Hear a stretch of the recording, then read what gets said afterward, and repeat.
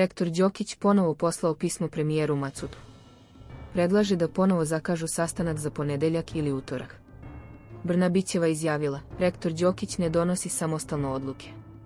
Instrukcije mu daje neko ko želi da sruši Srbiju. Već 10. dan traje blokada RTS-a u Takovskoj i na Košutnjaku.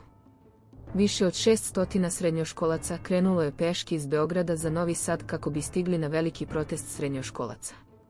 Vladimir Đukanović apeluje na državu da hitno prekine sa finansiranjem univerziteta.